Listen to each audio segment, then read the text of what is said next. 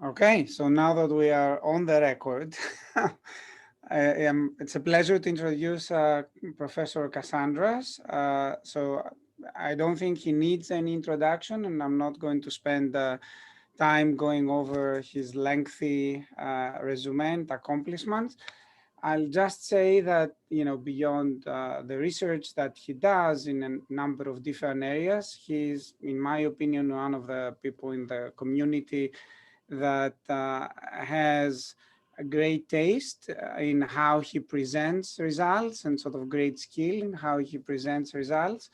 And part of the objective of today's talk is to pass perhaps some of this wisdom, uh, adjust it to the online context. So we have been forced for the last year to attend many meetings and to give presentations online. Even thesis defenses are online. And I'm confident that what you will hear will be extremely useful to you as you are preparing your next online presentation. So with that, Christo, the virtual floor or the screen is yours. Yeah, the screen is mine. So as you can see on my screen, I have used the title of How to Give an Online Doctoral Dissertation because I must give credit where credit is due, which is really Maureen and the staff of the Center for Information Systems Engineering, who have put together this website that you see here, which is essentially what I'm plagiarizing from. But to put things in the proper perspective, about, if I remember correctly, 7 years ago, in the IEEE Control Systems Society, we started getting worried that the art and skill of giving good presentations at conferences was getting lost. And to a large extent, it was because we started seeing more and more students making presentations at our large conferences. And in fact, it has been a drastic switch from, I would say, 20 years ago, where the majority of the presentations were made by faculty and experienced speakers and researchers, to students, and often students that were giving the presentation for the first time in public. And we created a sort of a tradition where we had special sessions in which we imparted our collective wisdom as officers and experienced researchers of the IEEE Control Systems Society, telling people how we thought presentations should not be made. So we started with the premise that it's easier to tell people how not to make certain presentations and try to avoid common mistakes.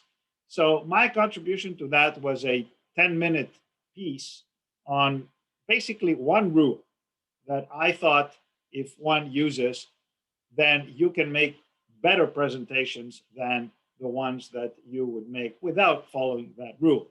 And of course, having said that, I should really qualify that when I say rule, I really mean a guideline, because as you will see, I'll be the first one to break my own rule in what I'm going to do today. So here's what I'm going to do. I'm going to start out by giving you, there we go, my presentation, my very short presentation about what I consider a very simple rule for effective technical presentations, be they on Zoom or otherwise. And then I'm going to try to follow this rule by essentially giving you another 10-minute presentation of the material that you find on that website about how to prepare and give an effective presentation on Zoom. And in so doing, I'll try to follow my own rule, which of course I will break on occasion, but I'll do my best. So there goes. The premise is that there is a magic number about how many pieces of information a person can handle at one time. And that, of course, varies depending on who you are. For example, if you are a real genius like Einstein, I would basically claim that he could remember 3 or 4 things that you gave him at a time, and translate that to a slide of a presentation. If you give me 3 or 4 key ideas in a slide, maybe a guy like Einstein can retain all 3 or 4. Now, on the other extreme, you can get some really weird socially challenged cases where maybe they can retain one piece of information if they're lucky. And then, of course, you have extremes of individuals who probably can retain zero information regardless of the context. But I would claim that for most of us, the magic number is 2. So having said that, I would challenge you now to look at this screen. And what I'm going to do is I'm going to present to you a typical poker hand containing 5 cards from a deck. And I will leave those on screen for a limited amount of time. And I will challenge you to try to remember the 5 cards that you see, or at least as many as you can. So here goes.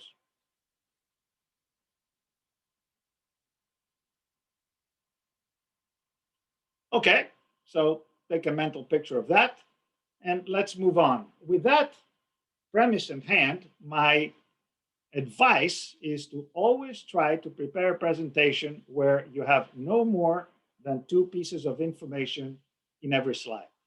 The maximum number of information pieces, the things that you want to convey in that one slide. There's a footnote there that says this is assuming you really want your audience to follow what you're talking about, because there are people who actually couldn't care less about whether they are able to get anything across to their audience.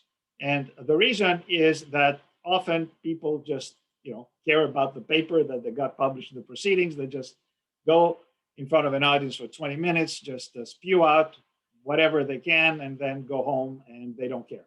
But let's assume, and I hope we all agree, that the goal of you giving a presentation at a conference, your PhD thesis defense or a seminar talk, is to really get to communicate with your audience and get them to remember 2 or 3 key things that you want to get across. And the magic number, again, is 2.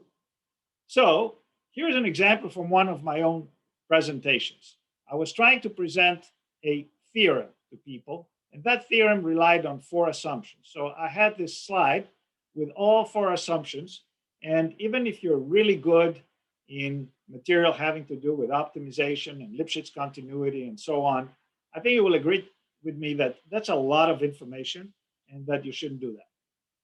Instead, since there are 4 assumptions, maybe you can break them into 2 slides, like this one. And I think that you would agree that this is much easier to convey. I'm not going to get to the content, it's really irrelevant. In fact, I think you can even do a little bit better than that, exploiting the animation capabilities of your software, like PowerPoint. So instead of presenting both of these assumptions at once, it is more natural to present one assumption, talk about it real quickly, so everybody focuses on that one box. And once you're done with that, then you can go to the next assumption and talk about that as well. Also, as part of my advice to you, along with the idea of using no more than 2 pieces of information, is to use visualization to the extent possible. Use pictures, use graphics. For example, look at this picture, and it's pretty clear that these 2 tables are equal, right? Anybody that sort of doesn't think these 2 tables are equal? No, everybody sees that the 2 tables are equal. All right, well, that's wonderful if you do, but when I first saw these pictures, I was not convinced. So I needed some visual help for that. And the visual help is to produce this little image here, fit on this table, and then move it over here and rotate this around. And you can see that it also fits this table. And there's the proof that these 2 tables are indeed equal, which is not really obvious if you look at it from just the first impression. But apparently you guys are much better than me in terms of your observation skills, and maybe you don't need visualization. However, hopefully, you do believe that my rule about using the 2 pieces of information is the maximum amount of information you should try. And just to test that, does anybody remember what the first two cards are? You can unmute and say, if you remember. Was it a queen and a 5? A queen and a 5. Do we have any other? A queen and a 10? Okay. And also, do you remember what suits they were in? Like queen of what and 5 or 10 of what? I think it was a queen of hearts and a 10. I agree with a 10. A 10 of what? Do you remember? 10 of spades. Spades. Yeah. Okay. Does anybody remember more than 2 cards? Like 3 or 4? Then it was the 5 of hearts after that one. Yeah. Okay. All right. Anybody remember all 5? There was a jack. There was a jack. I think there was a jack. I think of spades. And then Okay. by I'm the end taking you a screenshot. had 7. 7 of hearts was the last one. Yeah. Yeah. All right. Oh, we yes. got- Okay. But Four I think, too. I think there was a 4. all right. I think I've made my point. The first 2 cards were indeed the queen of hearts and the 10 of clubs. So for those of you that at least made an effort to remember 2 pieces of information and you were given warning, you did pretty well. But in terms of all 5, we can actually go back and check. Oops.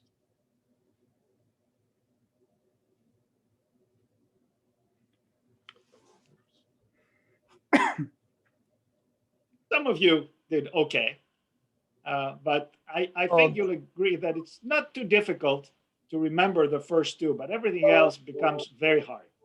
On our side, you have 6 cards, not 5.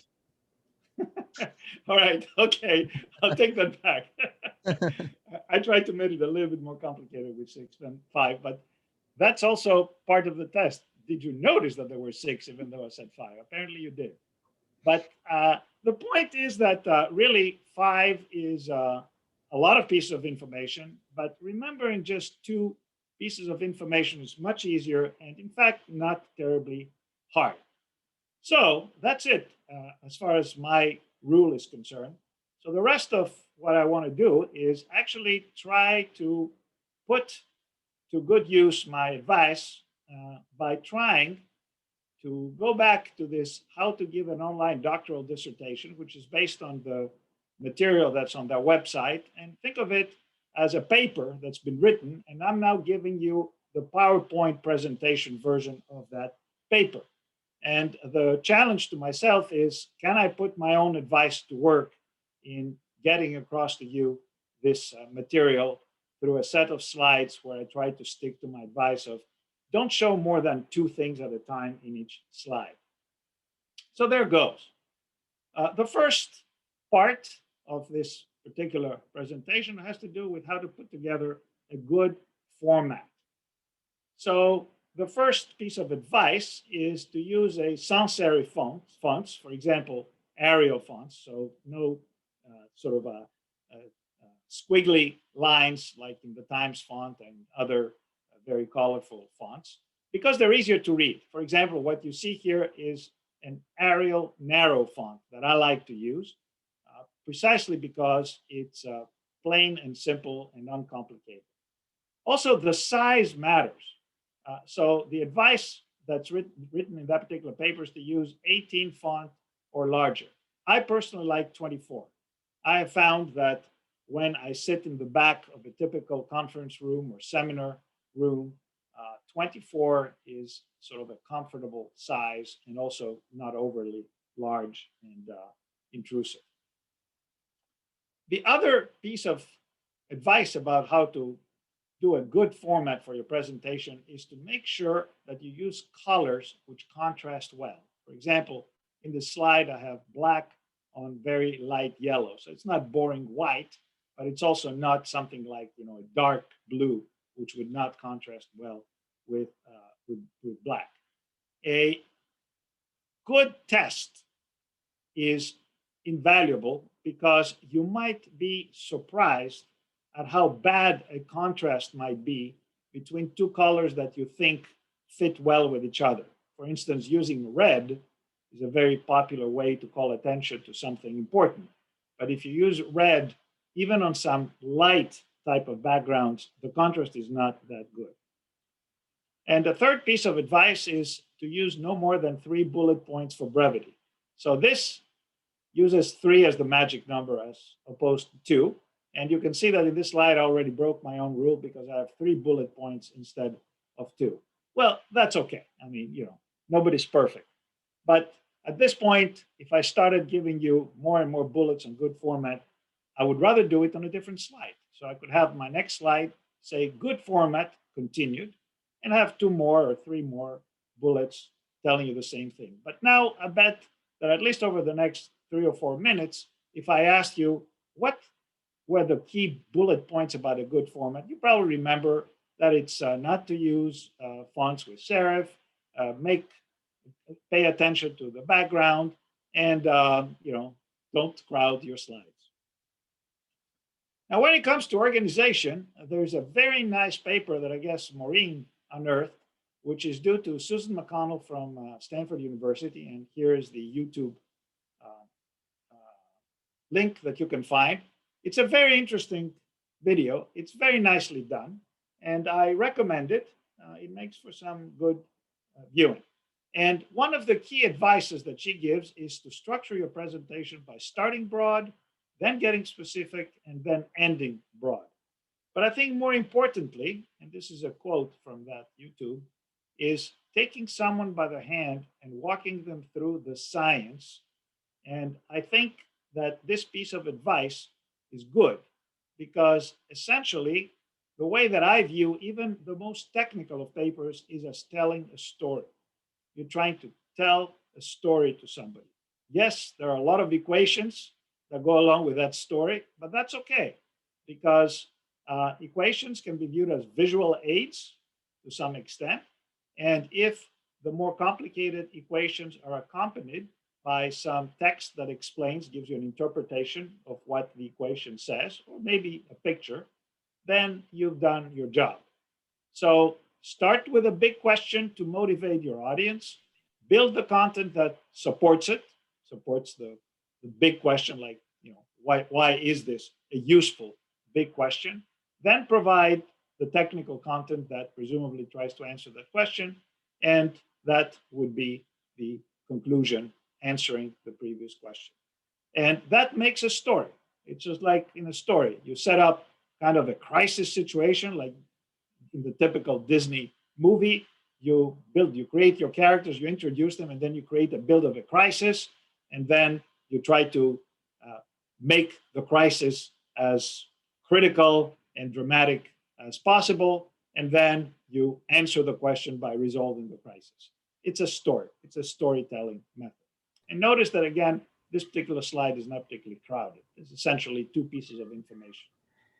Christo, that's a very old recipe before Disney, right? Going back to the Greek tragedies. Yeah, absolutely. Yeah. And there's the Deus ex machina at the end to resolve that. Yes, absolutely. But I think Disney has perfected that because of the visual capabilities that technology has brought about. Now, about the background, a quiet and plain background is, I think, a very useful guideline. So check your Wi-Fi reliability and connection. Clearly, this is very specific to making remote Zoom presentations like this one.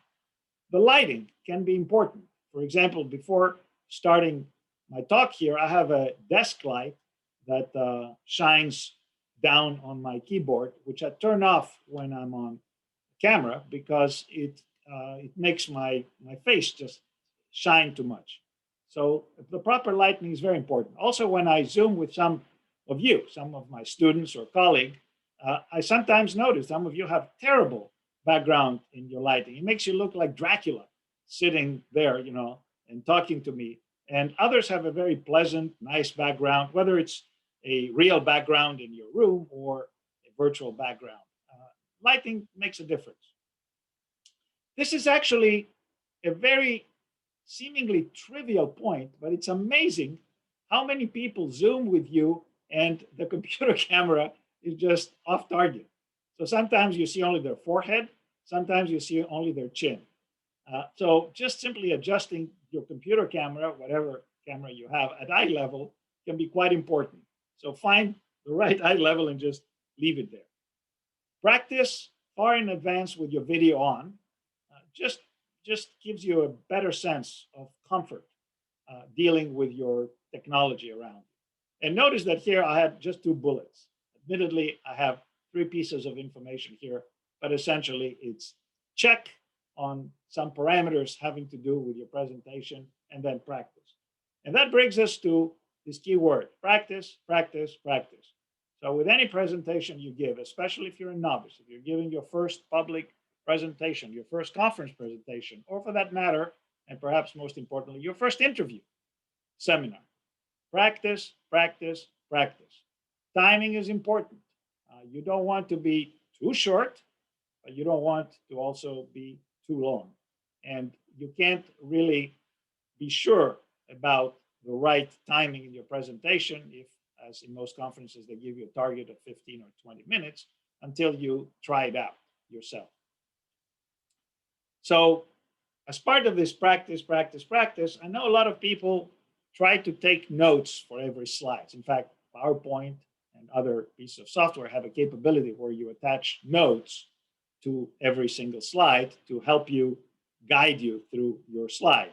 Now, again, if your slide is simple and Spartan, like 2 or 3 bullets, you really don't need any additional help. But if you do use any additional help, then this piece of advice, again, from the material that's on the CISE website, sticking a post-it little note right below your webcam is a good idea, because that allows you to keep your eyes fixed on your camera, which is really what you want to do, and not look like you're constantly moving your neck around trying to look at the notes that you have. Make eye contact with the audience. Well, if you're in a real environment, that's obvious. You just stand there, and rather than staring at the screen or staring at your computer or staring at the floor or the wall, you look at your audience. And in fact, that's a little harder than with Zoom. With Zoom, all you have to do is just look at your camera. That's your audience. But in the real world, for those of you who over the last year and a half have not had the opportunity to practice giving a talk in front of a live audience, I must say this is not so easy, because your audience is spread around the room. There may be 20, 30, 40, 50 of them.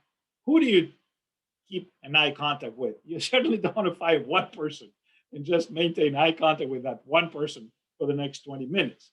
And you certainly don't want also to just constantly look at a different person at a different side of the room. So that's a skill that you have to develop.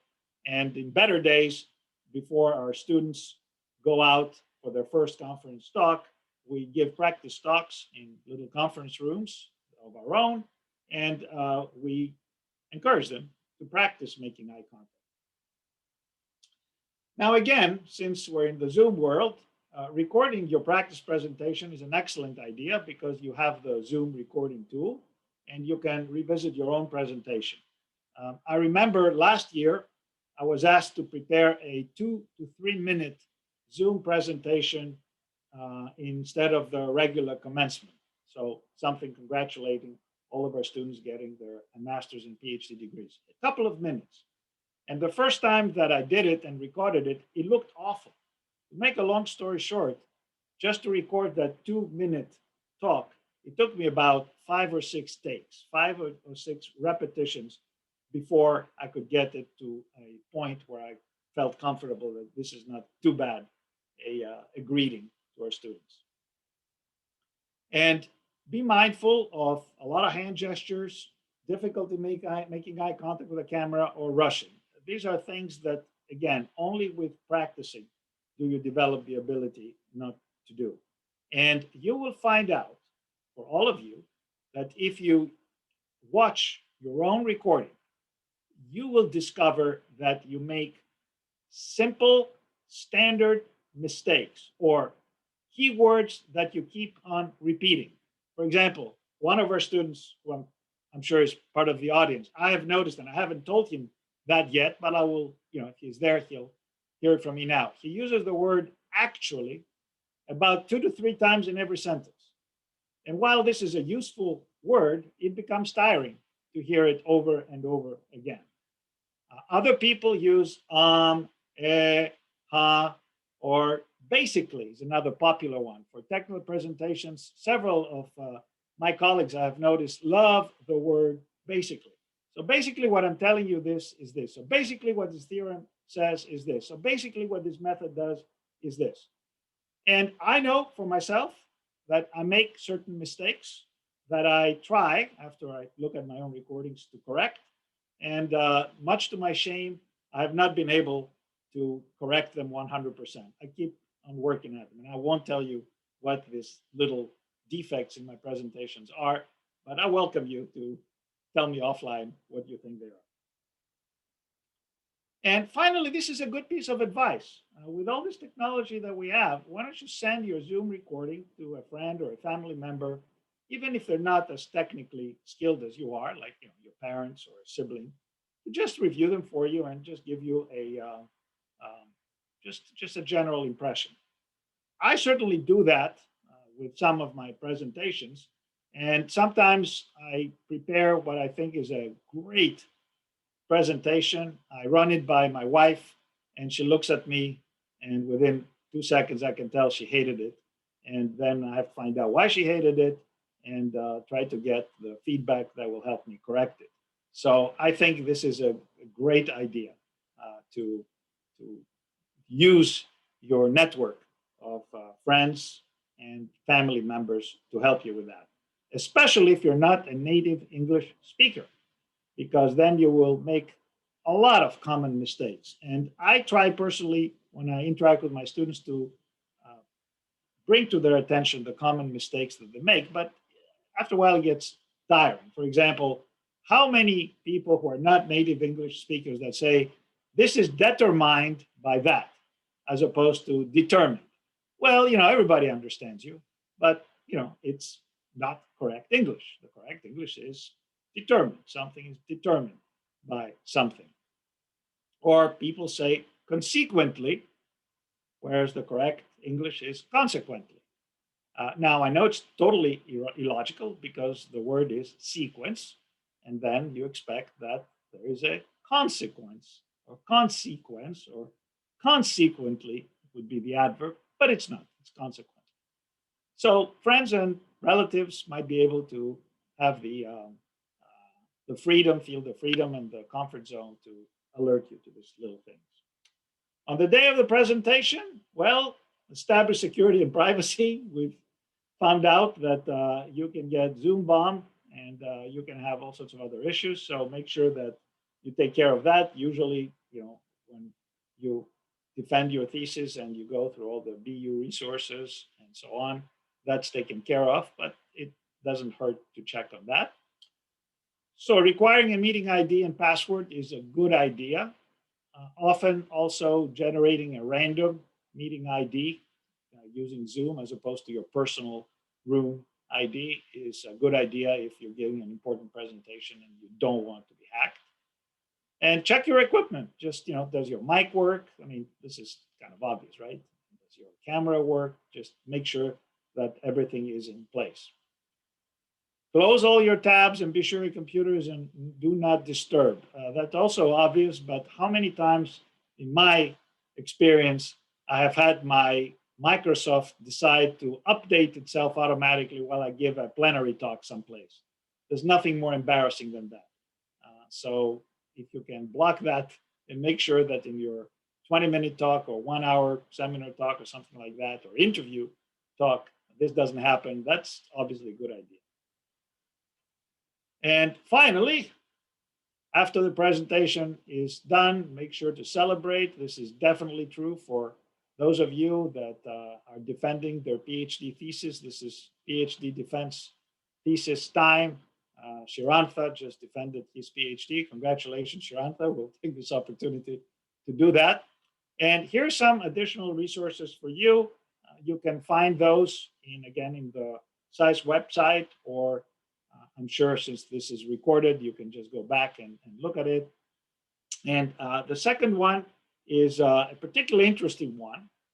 It's a paper, essentially, which It's called Defending a Dissertation by Video Conference.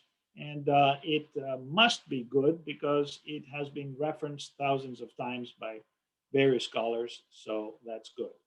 So that's all I really have. I hope that you will take to heart the piece of advice to keep your slides as uncrowded as possible.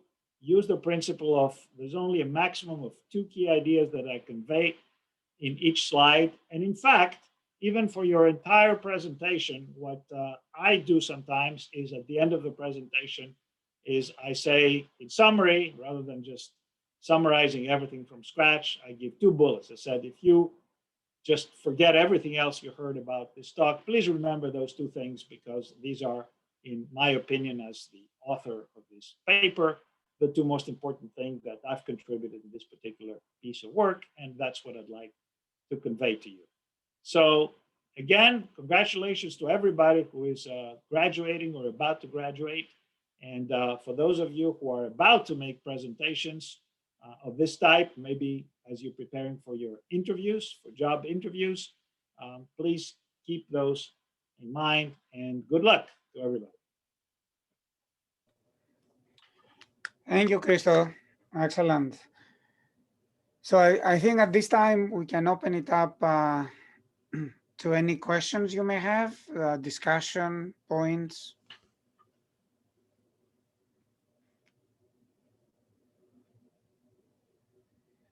Anyone? I was just very impressed by the fact that the 2 tables that I showed you, everybody immediately saw that they are actually equal to each other. This is a pretty famous picture, and almost nobody ever sees those as being equal to each other. If I were to take a guess, I would say that you did not think that they're really equal, but were too shy or afraid to unmute and express your opinion. And this is one of the obvious drawbacks of the world that we live in for the last 12 months, the Zoom world. There are a few people who are actually very vocal and are not afraid to talk, and in fact, over-talk sometimes.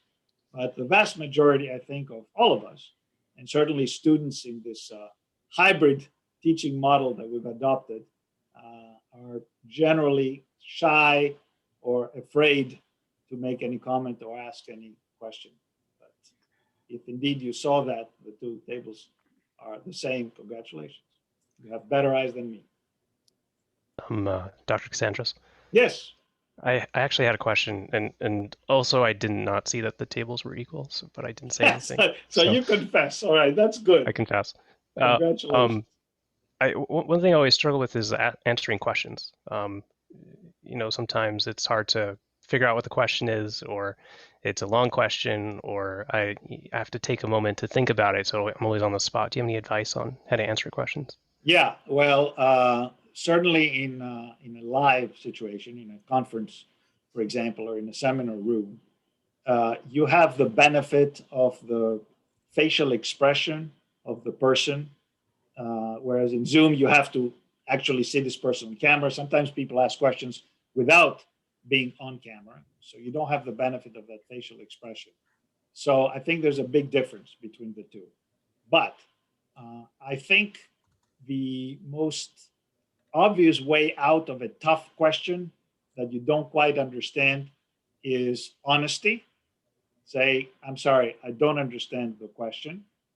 Can you please repeat it or explain it? The person most likely will repeat the question, and if you still are not sure what the question is, or if you can immediately see that you don't know the answer to the question, you politely say, okay, let's take it offline, or let's talk right after my talk, or something like that. And it is important to recognize that sometimes you will get a tough question and you don't know the answer. So either you can politely and honestly say, I don't know the answer to that. I'll have to think about it, but let's talk afterwards. And the one thing that you should not do is try to fumble your way through some kind of a silly and fuzzy answer that will leave everybody unsatisfied. I would also add this. There are questions from friendly people and questions from unfriendly people. And again, the face-to-face contact in a real room helps you. you can tell if this person is asking a friendly, a soft question, or they're just trying to nail you, or they are a competitive or competitor researcher, and they've done the same kind of work that you have, and they want to put you on the spot to essentially either admit that your work is not as good as theirs, or to solicit credit and say, "Oh yeah, I know, dear so and so, that you're also working on this problem. You've done some great work, and let's take it offline." But there's no easy answer to how to deal with a difficult question. However, a pleasant and easy question is really nice to have. So if somebody asks you a question, you know the answer to that, and you can give it, that's great, and that's welcome. You should take advantage of it and go on and answer it as extensively as you want. That would be my advice. It makes you look good and smart. I have a question actually. So actually two questions. So the first one is about the interaction with the audience. I know it's not very relevant to this case of dissertation, but if you're giving, for example, some kind of a lecture or something like that. Now I'm, for example, TAing a class, and sometimes it's really hard to get feedback from the students. They're all like either muted or like their cameras are off, and you don't really get any feedback from them. And I'm not the type of person that I can go on if I don't get feedback. So is there any advice that you can give on this topic? And yes, pray that the pandemic is over, pray that the vaccines work, pray that we get back to some kind of normalcy in September. There is no good answer to your question. It's even worse for people like myself or Professor Pascalidis who teach. We have the exact same problem. And the key word here is feedback. All of us here believe in feedback. That's what we live for. It's all about feedback, what we do. And the absence of feedback is exactly what you're talking about. In the absence of such feedback, what can you do? Nothing. So it's a totally open loop. It's a common issue, I think. I think also, like, I noticed this when you asked the question about the tables. I have seen it before, but I would assume that there are people who haven't seen it before. So that was also one example of how this happens in reality. Right. So this is a trick, right? I mean, we all, especially teachers, not so much in giving talks for conferences or interviews, but for teachers, you want to generate some excitement. This is the kind of slide which wakes students up. So they've been bored for the last 10 minutes, and suddenly you show them a visualization. First of all, that's the first thing, a picture, as opposed to a bunch of equations or text. So that immediately wakes them up. Whether they like the example or not, it doesn't matter. You suddenly got your audience back to alert mode. And then you get feedback from that because they're eager to express an opinion. Yes, the two tables are equal. No, of course they're not equal. Convince me otherwise. But that's the best that you can do. In the absence of that, I'll tell you, there's nothing you can do.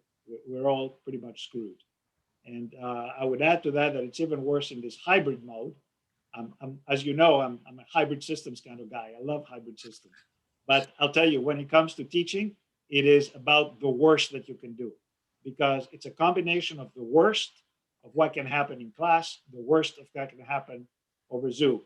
You have one eye in your classroom trying to behave like you normally would, looking at facial expressions, which, by the way, the masks now cover partially, and respond to the dynamics, another key word for us, the dynamics of the class in the room. And yet, with one eye, you look at your screen, looking at the chat box to see if there's a question, or the facial expressions of whoever is on camera. Well, I'm sorry, I can't do both. In fact, in that case, I would say even my rule of two things at one time breaks down. I can't do both at the same time. It's just too hard. Or questions coming from far away while you're trying to answer a question in class. It's just impossible. Okay, thank you. And the second question is, I know this might seem like obvious to you and, for example, to Professor Pascalidis, but I wanted to know, like, how do you, for example, when you prepare for a talk, how do you know your audience and then balance how much material you present to them. For example, like you are going to present something to a new audience and you don't know if they know, for example, in my case, what formal methods are, what are all of these things, and how much you should give them at the beginning before you start talking about your presentation. Can you like walk me through like how you do this? How much details you have to give them at the beginning, how much detail of the presentation, because at the end of the day, you cannot present all your results. You have to present the most important ones. And you also have to present enough information so that it will be interesting. Yes, so that's a very valid question and a very difficult one to answer if I don't know who the audience is. Now, when I go to the usual conferences, I pretty much know what to expect. But when I go to give a seminar at a university, it depends because, you know, the audiences, for example, in our CISE seminars is mostly graduate students that pretty much have experience with research. But sometimes you go to other universities where you have a much broader audience with undergraduate students, students for a much broader set of disciplines. However, I do have a piece of advice for you. And that piece of advice was given to me by my own PhD advisor. When he first gave it to me, I thought he was being facetious or just obnoxious. But it turns out that it's a very good piece of advice. And it is never overestimate the intelligence of your audience. Dumb it down. Assume that they're all ignorant 5-year-olds and work from that. And I'm not kidding. Okay. It works. Thank you. Yeah, another comment I would make related to that is if you look at, I guess, people where you have seen talks from, so the people that are maybe starting their research career and sort of on the younger side, and then people that are sort of older, and their style, their presentation style has evolved over the years. I think probably you see more of a concentration of the younger folks that would like to essentially cram everything in a presentation and show every result that they have. And then you see that, you know, as the style of the people evolves, they sort of tend to focus more on what are the crucial results and the important results. And then for some of the details, they sort of can point you to the paper. So the point of, I think, these presentations is, you know, not so much to, I guess, woo your audience and show that you are amazing and you have proved and established all of these results, but at least to generate some interest. So that people get the basic idea, and if they want to find out more, they can definitely go and find out more by reading your papers. Yeah, teasers, actually to tease, because after all, a 20-minute presentation, and in fact now on Zoom, they tell you to prepare your pre-recorded presentation as 15 minutes. Now that's significantly less than 25 minutes in a 20-minute presentation is invaluable. So you can view these presentations as teasers just to get people interested. And it's better to get them interested than to make them feel that, oh, this guy is not giving me all the technical details. That's okay. If they want the technical details, they can come and talk to you afterwards, or they can read the paper. But it's more important to give the key result. Thank you. And yeah, you don't want to fall into that trap where you just try to impress the audience with all your results by cramming all these amazing things that you did. You know, it's pointless. It's a fine balance, though, right? Because on the other extreme, you may have a presentation that is very light, and then you know you'll have that's bad too. Some in your audience say, okay, what is the point? Where is the meat? Give me a little bit of the meat. Right. So you're absolutely right. I completely agree. So this is where knowing who the speaker is makes a difference. So if you know that the speaker is a well-respected researcher, they are thorough, they are theoretically sound, even if they give what seems like a surface type presentation, that's okay. You know that there's something there. But if you don't know the speaker, and as you just said, somebody gives you this sort of very superficial type of talk, then you say, there's nothing there. And you're not motivated to go look under the hood. So for us, like for the young researchers, we should pay more attention to this, to making like sure that there is meat in the presentation, basically. Yes, you have to. And in that case, in that respect, your job is harder because you want to break through the big sort of mass of unknown young researchers that are just trying to come up by making their rookie presentations in conferences, no question. And that's hard. You're right. But again, I would follow the rule that it's better to keep it simple and clean than to muddle the water and try to do too much. And another piece of advice is you have to be yourself. All right. So everything that I said here today is completely pointless if it doesn't suit your personality. If your personality is not one where you can stick to the 2 or 3 bullets per slide and use animation to present one at a time, and for some reason you philosophically object to that and it doesn't suit you as a personality, there's nothing I can do. It's, you have to be who you are, and that's fine. You cannot break away from your personality. And if I can add one more thing, I think there is also another fine balance, and particularly for our community that tends to give a bit more mathematical presentations and so on. So there are on one extreme, and I have seen examples of this. I've seen presentations where essentially the person copied the pages of the paper on the slides and talked of those slides. And then, there's another extreme of, extreme animations that, moving things and so on. So I don't think we want to be on either of those two extremes. So yeah, I agree. I made that mistake when PowerPoint first came out. And I may have been one of the very few people to make PowerPoint presentations in conferences and so on. I actually owe that to my very first PhD student who was a PowerPoint freak. When PowerPoint was this beta version, unknown piece of software. And I fell in love with the animations and the sounds and the sound effects and all that. And since then, I've tried to tone it down. Yes, absolutely. That's also pretty bad. But again, you have to go by who you are. If you're this very colorful person and you like to talk loud and splashy stuff is your thing, use it. I mean, probably you make better use of that than a very shy and kind of introverted person who, even if you give them all of these tools, they can't make good use of them. So you have to be who you are.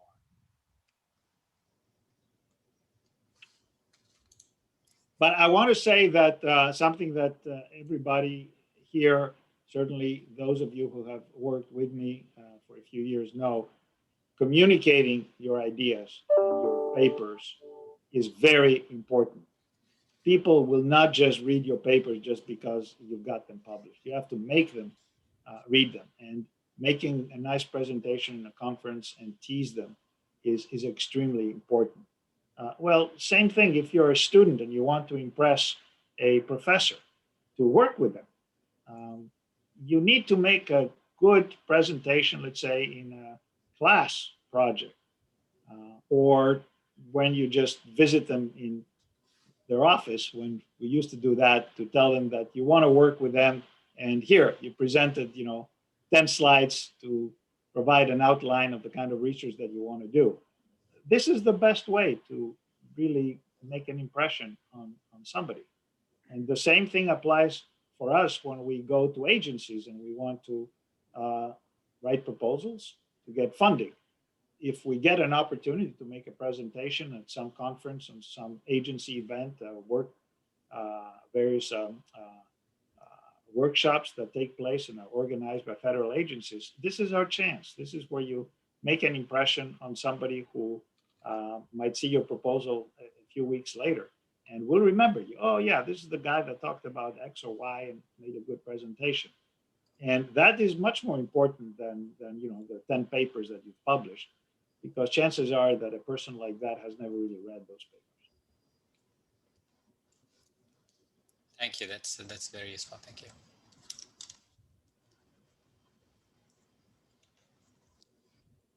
All right. Any other questions? All right, so we will close it here then. Thank you, Christo. Thank you. And, it was very well attended. And enjoy the rest of Enjoy the weekend. and Yeah. the weekend.